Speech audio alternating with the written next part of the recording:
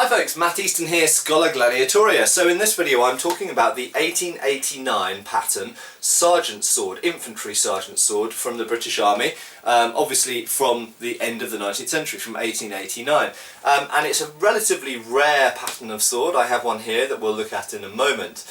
But just to set some background, so what is a sergeant sword? Well, quite simply, sergeants, being relatively senior NCOs or non-commissioned officers, in the British Army, infantry sergeants sometimes carried swords, and in fact, over quite a wide period of time, it was traditional in the British Army for sergeants to have swords.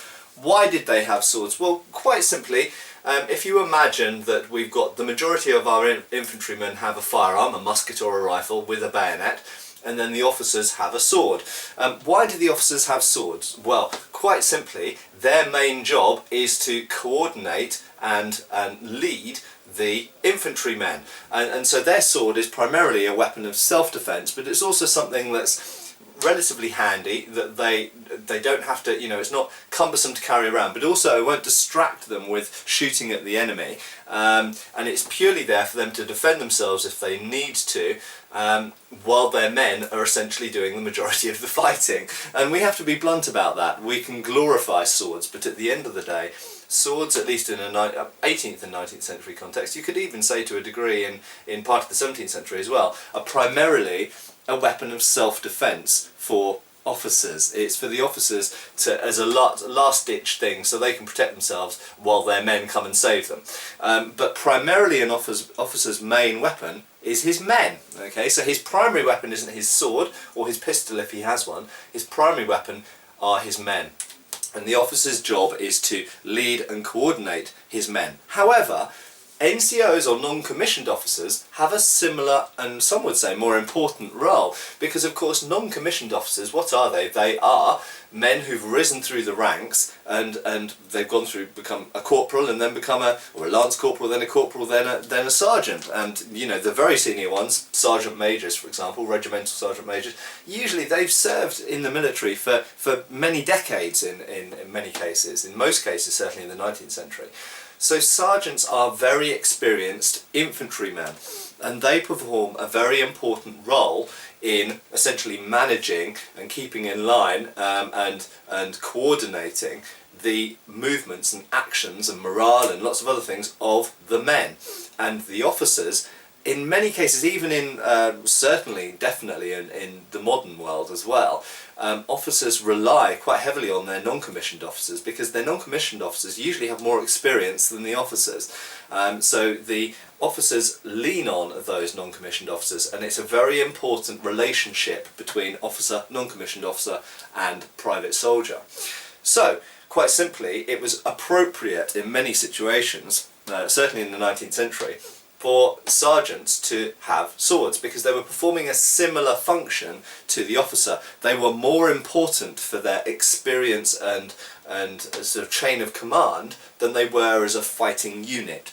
So whilst sometimes sergeants did in fact have carbines, for example, sometimes sergeants were issued with a carbine with a longer bayonet to compensate for the lack of length of the firearm. They'd have a longer bayonet, but sometimes equally they had a sword and a pistol, and this varied at various times. If we look, for example, in let's say the 1880s, you can find both. You can find sergeants in one regiment might carry a sword, and sergeants in another regiment might be carrying a carbine and a bayonet. And of course, for parade purposes as well, sergeants traditionally needed a sword anyway.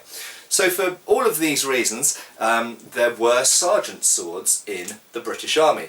Now, if we start at, we could go all the way back to deep into the 18th century, but we won't. Let's start at 1796. What I'm holding here is the 1796 Spurred Rune. And you'll notice I didn't call it an infantry officer's Spurred Rune, because I strongly believe that this is an example of a sergeant, an infantry sergeant's Spurred Rune. And how does it differ from the officer's one? Quite simply, it's more basic. So the characterising features really of a sergeant's sword as opposed to an officer's sword is usually less decoration on the hilt, or a slightly simpler hilt, and an undecorated blade, almost always a plain blade. So if we look at this example for a second, it's although it's got a darkened from it's what's called patina from age, a darkened blade now, it's very clear looking at it that it never had any decoration on the blade. Officers' swords usually would have some degree of decoration on the blade, not always, but usually at this time, and that usually takes the form of engraving and sometimes gilding and bluing as well, but this is very clearly made as a plain blade, and it's just quite basic. There's nothing fancy about it. And if we look at the hilt end, there's no extra the kind of acanthus leaf decoration you get around the pommels, and sometimes on the rear quillon as well. There's none of that. So it's just a simplified version of the hilt.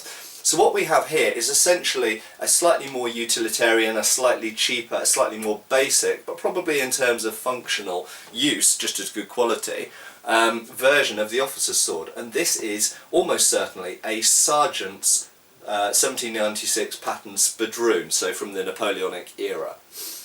And this idea of taking the officer's sword and making a more basic version of it continued into the Victorian era. So this is the typical kind of mid-Victorian infantry officer's sword, and you'll notice if we look down the blade it's got etching right the way up here, decoration all the way up here, and you'll also notice it's got a fairly deep what we call ricasso here, so a blunt section before we step into the fillet and the edge. And what we'll notice is when you look at the sergeant's versions of these swords, they don't have the etching down the blade, they're plain, and they usually have a much smaller ricasso at the base. There's no particular reason for that ricasso to be smaller, other than perhaps you'll notice there's a brass proof disc, which I'll probably talk more in depth about in future videos, but the sergeant swords don't have or need that brass proof disc, and therefore there isn't a need to have such a deep ricasso, so the ricassos are usually smaller on the sergeant swords.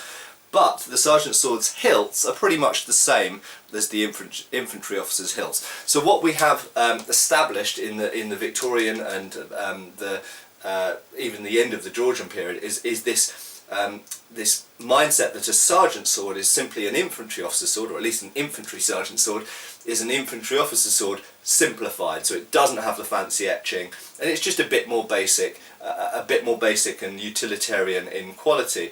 But in terms of strength and integrity, it's probably just as good quality. And in fact, a lot of sergeant swords from the Victorian period are made by Mole of Birmingham, who are actually one of the best makers of the time. They had the biggest government contract. They were making lots of bayonets for the military, for the War Department, and cutlasses as well. And later on, they made they made cavalry swords and everything, even from the beginning. But later on, they were the biggest supplier of bladed weapons to the War Department in Britain. So they were a good quality maker, and their officers' swords are very good quality as well. So the sergeant's sword was supposedly and usually a more basic version of the officer's sword, as simple as that. Now moving on to the actual 1889 pattern sergeant's sword. So this, as mentioned, is a fairly rare pattern. Why is it a fairly rare pattern? Quite simply because it came in officially in 1889, although I have to say all of the examples I've seen have been dated, they're dated on the blade. All of the ones I've seen are dated to the 1890s. And quite simply, by the end of the 1890s, and I'm not sure of the exact date, and I'm not sure if anyone has pinned this down exactly, but I think it's about 1897, 98, somewhere around there, they were no longer seem to have been making this model of sword. Possibly they still continued to about 1900, but therefore we've got a fairly narrow window of only at maximum about 10 years where they were actually making this sword. And on top of that, they didn't make many because there aren't many sergeants. Sergeants actually weren't a very numerous rank. And of course we're only talking about infantry sergeants here as well. So the number of infantry sergeants in the military at any one time were fairly small. And quite simply, you don't need to make a lot of these swords, because a very important distinction between a non-commissioned officer's weapon and a commissioned officer's weapon is that the commissioned officer, a normal officer, buys his own sword and buys all his own equipment. Non-commissioned officers and private ranks were issued their equipment, and that's a very important distinction to make. So this was owned by the regiment, whereas the officer's sword was owned by himself. So as well as there not being that many infantry sergeants in the army at any one time, of course, because these were kept and owned by regimental armouries, they could last for ages. So it wasn't like every time a new officer was commissioned he had to have a new sword. So there were lots of officers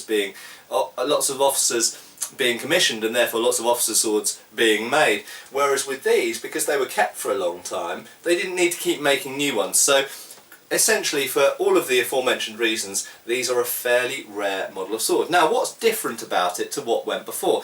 Well, fundamentally, the hilt is almost the same. The main difference is it features a checkered backstrap and a checkered pommel. Now, these are features that you find on officers' swords of the time, but sergeant swords traditionally hadn't had this or this. Traditionally, sergeant swords had a smooth pommel and a smooth backstrap, and this is because sergeant swords, the design of them hadn't really changed since the sort of 1840s.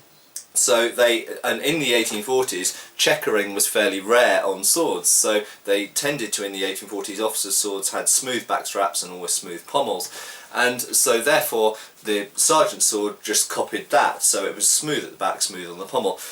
By the time that this came out in 1889, it was quite common for officers' swords to have checkering here. The checkering there, of course, is where you put your thumb when you're holding it in a sabre grip. We don't really know why they checkered pommels, apart from the fact that it looks quite funky. There doesn't seem to be any, functional purpose to it. So that's the main difference. The guard is more or less exactly the same, but it's more robust. So it's still brass, and it's still got the same, you notice it's the VR, so Victoria Regina, Queen Victoria cipher, as it's known, or emblem on the top there. So it's essentially the same design, and this is known as a Gothic hilt because it's supposedly Gothic in styling. I question that slightly. But fundamentally, the guard hadn't really changed very much from the earlier model, apart from they tend to, as I mentioned, they tend to be more robust and thicker than the earlier ones, and therefore they don't get bent so easily. So I would say it's a slightly better guard, but it's essentially the same. The actual grip itself is pretty much exactly the same, although these tend to be a little bit thicker on this pattern than on the earlier ones. The earlier ones tend to be a bit more slim. So different backstrap, but the main difference really is the blade. First up, the blade now is entirely straight. It's absolutely dead straight. The earlier blade was slightly curved.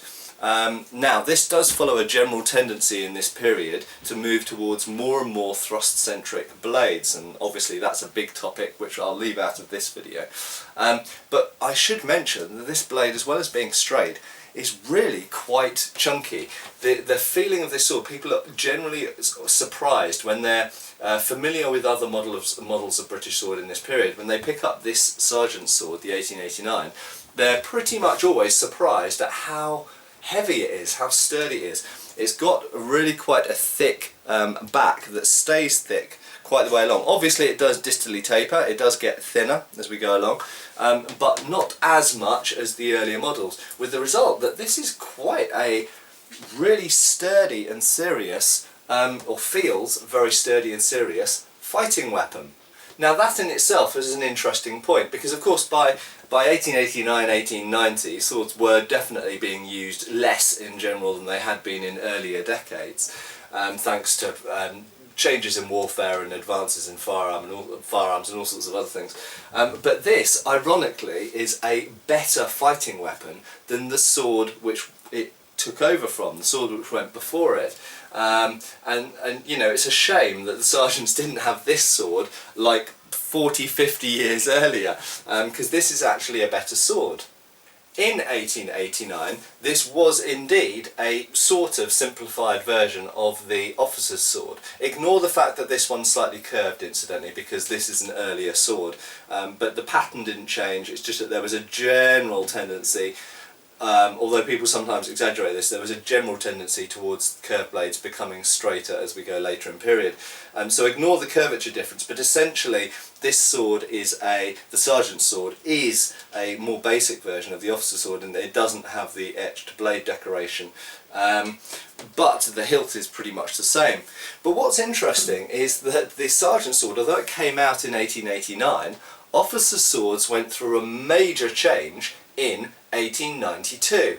In 1892, all officers in the British Army were given a new design of sword blade. Now, it wasn't that they had to change their sword if they already owned one, but if they joined in late 1892 or later, then they got the new style of blade. And indeed, many officers who were already in the army changed their swords to the new style of blade.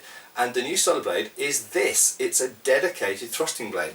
If you ignore the hilt on this sword for a second, because the hilt is a slightly later edition that came in 1895 and then was changed slightly in 1897.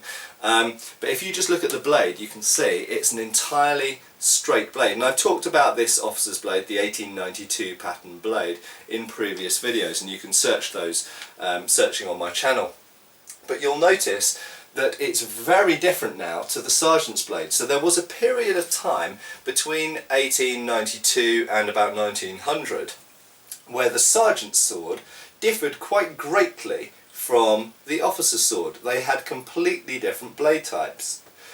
Now, many people have criticised this thrusting blade, the 1892 thrusting blade brought in for infantry officers, and I have to say I have been one of those people. I'm not a huge fan of it. As a thrusting blade, yes, it's a good thrusting blade, but you are very limited, and we know from experience and from period accounts that people do tend to cut even when they're trained to thrust.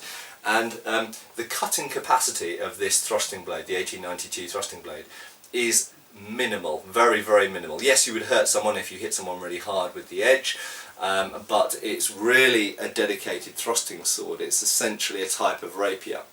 And you know, one of the people who criticised this blade and the system that was the fencing system that was brought in with it was Captain Alfred Hutton, who was a very respected swordsman of his time. And I would tend to agree with Hutton in this case. But what's interesting is the sergeants still had this whopping great cut and thrust sword that feels entirely different to the officer's sword. And I have to say, if I was going into battle, if I was going to have a real fight, I would take the sergeant's sword over the officer's sword. So I would say it's a great shame actually that this 1889 sergeant's sword didn't become the basis for the new officer's sword. The only thing I would change about it is to give it a steel hilt instead of a brass hilt. And you know, the hilt that came in 1895 and was adjusted slightly in 1897 is a really good hilt. I'm just not really personally a big fan of the blade. Although obviously warfare had changed a lot by that time, so maybe it suited the times. That's a different conversation. But purely as a sword, as a weapon, I think the sergeant sword of 1889 is a fantastic piece of kit, and it's a shame they're so rare because they're really, really nice things. I hope that's been interesting. Cheers, folks. Thank you for watching. Please subscribe, follow us on Facebook. You can buy t-shirts through Spreadshirt, support us on Patreon, or follow us on Pinterest. Thank you.